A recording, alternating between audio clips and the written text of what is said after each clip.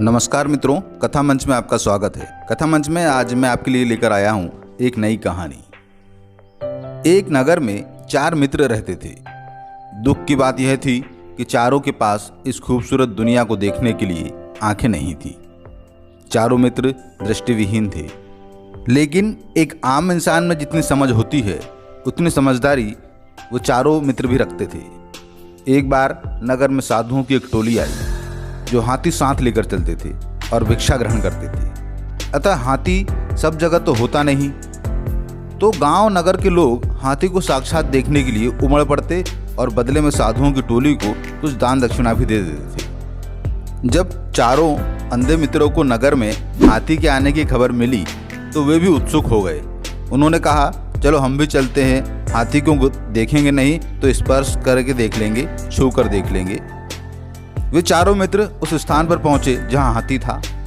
उन्होंने साधु से हाथी को स्पर्श करने की, टटोल कर देखने की इच्छा बताई, तो साधु ने चारों को हाथी को छूने की अनुमति दी और चारों मित्रों ने हाथी को छू कर टटोल कर समझ लिया और फिर चारों मित्र वापस अपने घर की ओर चल दिए। रास्ते में एक मित्र कहता है कि देखो भाइयों, हाथी कैसा ढोल जैसा गोल मटोल है।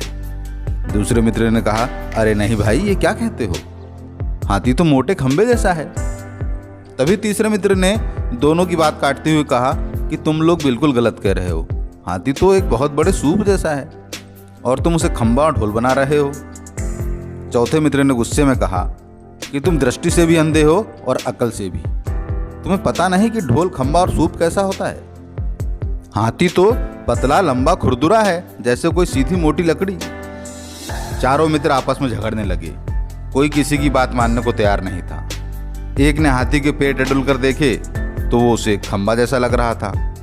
एक ने पेट और पीठ टटोली तो वह उसे ढोल बता रहा था। एक को सिर्फ कान पकड़ने का अवसर मिला जो हाथी को सूप के आकार का बता रहा था, और एक ने सिर्फ सूंड पकड़ी थी जो उसे लंबी लकड़ी जैसा बता रहा था। चारों के बीच बहस चल रही थी।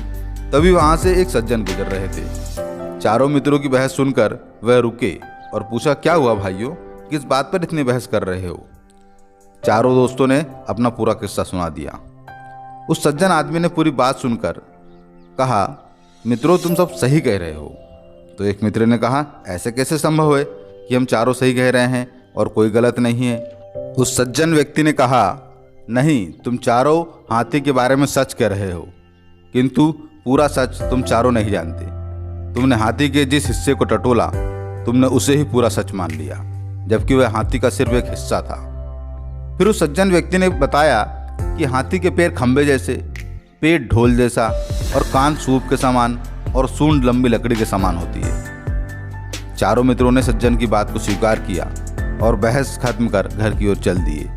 मित्रों, हम भी हमारी आम जिंदगी में इसी प्रकार की गफलत में फंसे रहते हैं। हमें लगता है कि हम जो जानते हैं वही सबसे बड़ा सच है। कई बार हम सिर्फ एक पहलू पर ही ध्यान दे पाते हैं और सारा जरूरी हिस्सा हमसे छूट जाता है। इस दुनिया में सच किसी से छुपा हुआ नहीं है, लेकिन देखने वालों का नज़रिया अलग अलग होता है और हम अपने नज़रिए के अनुसार ही सत्य को गढ़ते हैं। जबकि ज़रूरत इस बात की होती है कि हम अपनी दृष्टि, अपनी सोच को विस्तृत करें। जब हम अपने नज़रिए को, अपने दृष्टिकोण को, अपनी सोच को विस्तृत और व्यापक कर लेंगे तो जीवन में सही गलत का चुनाव करने में हमें आसानी होगी और हमारा जीवन सुखी और शांतिपूर्वक बीतेगा।